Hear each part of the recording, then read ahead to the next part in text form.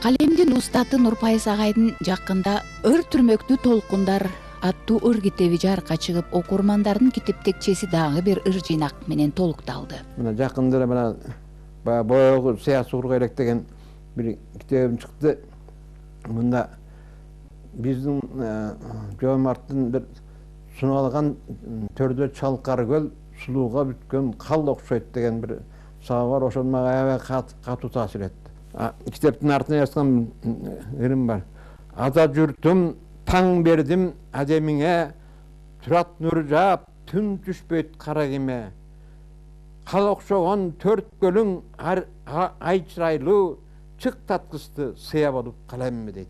Бул чында эле сыя болгондой эле мен өзүн ошо көл мурда ойго да келген эмес, анан ушундай бир төрт көл жөнүндө бир атайын бир китеп чыгарайынчы деп анан төрт көл чыкты. Бунда көлдүн, жердин, ошондой эс алган элдердин сулуулугу баяндалат да. Мында эч кандай саясат жок, эчтекеси жок. Ар бир чыгармасы өзүнүн жан дүйнөсүнөн түнөк таап, көргөн билгендерин баарын калеминин күчү менен кагаз бетине түшүрүп келет. Мейли саясий ыр болобу, мейли граждандык ыр болобу, мейли сүйүү жөндөр болобу, эмне болсо дагы мен өзүмдүн турмуштан көргөн ошонун алган таасиримди кагазга түшүргөнгө аракет кылам.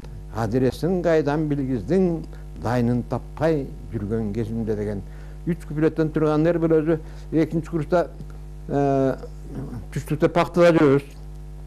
Пактада жүргөн маселе ошол жанагы мен сүйлөп жүргөн кыздын подружкасы ошол университет өтүптүр дагы пактага келиптир.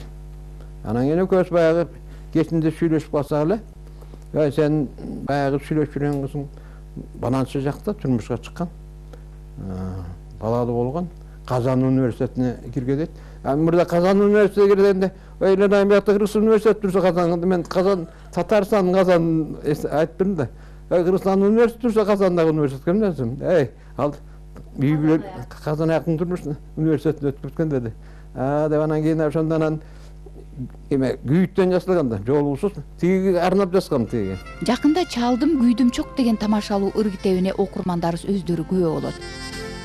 Атабагынбаевдин күйдүм чок деген бир ыры бар. Күйдүм чок деген десем жүрөгүмдүн башына эме жүгөрүп. Деп ошол күйдүм чок деген эмеси эсиме келип алып, анан мен бир Чалдын күйдүм чоктор деген бир эме китеп жазуу оюма келди да. Таптакырлы күйгөн эмес, жаштыкты эскерүү, эргүү, жаштыктын сулуулугун берүү да, Чалдын күйдүм чокторунда. Эми Кудай буйрса мына азыр корректурасы даяр болуп калды. Мына ушул китептен кийин эле ошол китебим жарык көрөт. Акын Нурпай Жаркынбаевдин 25тен ашык китеби чыгып, көпчүлүгүнө атактуу оюнчулар оон жазып, элибиздин жүрөгүнөн түнөк тапкан. Бир катар орус акындарын чыгармаларын кыргызча которгон, обондуу ырларын Жубайы Гүлжахан апа кээде оон созуп ырдап да калат. Жаш селкен эге кечке, турасың билебей, тартынба ояң болбо, жаш кезде күлүп ойно. Чынар Карасартова, Тимур Кожомжаров, Коомдук биринчи канал, Замана студиясы.